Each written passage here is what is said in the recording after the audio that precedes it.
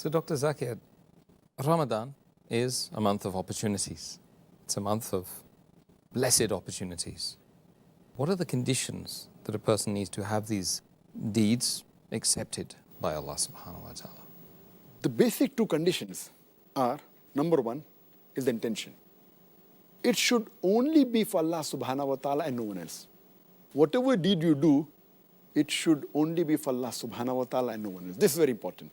If this condition is not met, then all your deeds are wasted.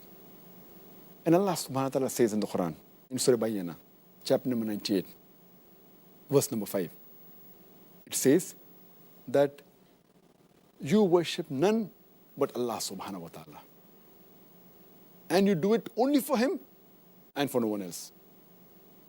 It is further mentioned in Surah Insan, chapter number 76, verse number 9.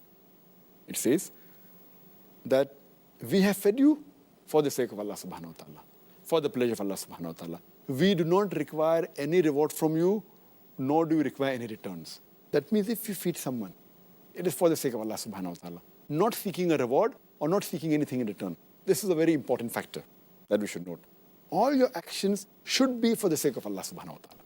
That's a very important factor. And further it's mentioned in the Quran, in Surah Shura, chapter number 42, verse number 20, that if you do a deed for the tilth, for the reward in the hereafter, Allah subhanahu wa ta'ala will multiply your reward, your tilth in the hereafter. And if you do a deed or any action for a reward in this world, Allah will give you the reward in this world, but you'll have no share in the hereafter.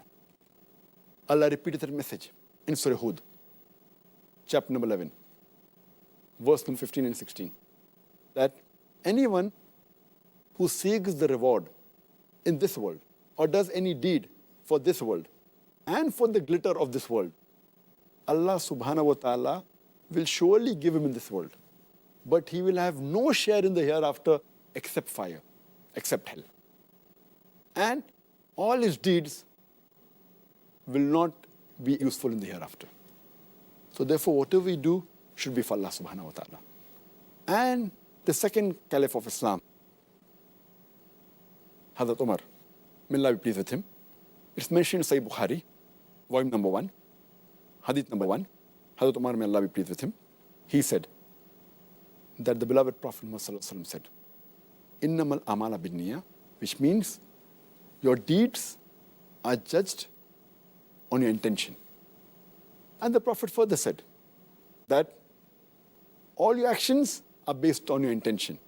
And anyone who has migrated for Allah and His Rasul, he has migrated for Allah and His Rasul. If anyone has done hijrah, migrated for the worldly benefits or for marriage, he has migrated for the worldly benefits and marriage. So niyyah is very important.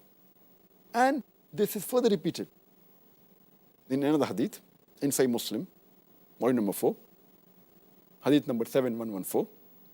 It says that our beloved Prophet Muhammad said that Allah subhanahu wa ta'ala says that I am alone sufficient.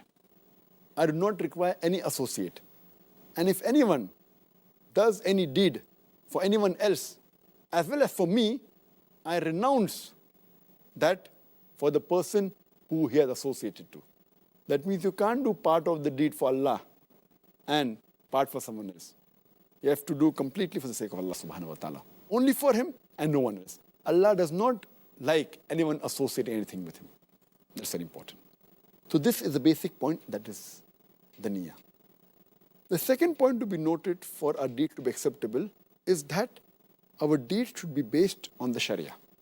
It should be in accordance to Allah and His Rasul, accordance to the teachings of the Quran and teachings of our beloved Prophet Muhammad sallallahu alaihi wasallam.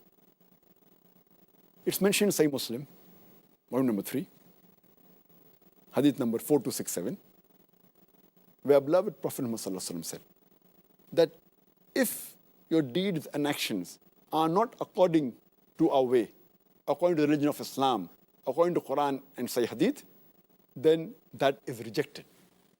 That means for your deeds to be accepted, it should be according to Quran and Sahih Hadith. And it's also mentioned in another Sahih Hadith of Abu Dawud, volume number 3, Hadith number 4950.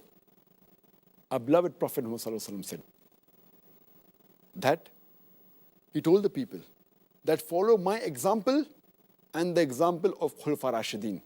That's the rightly guided caliphs. So if you follow them and cling to it with eye teeth, that means strongly follow it. The sunnah of the Prophet, my sunnah, the Prophet said that his sunnah, his way, and the way of the Khulafa Rashidin, that is rightly guided caliphs. So for a deed to be accepted, a niyyah should be only for Allah subhanahu wa ta'ala, and it should be according to the Sharia, Quran and Sahih Hadith. Subhanallah. Jazakallah khair for those answers. Now, alhamdulillah,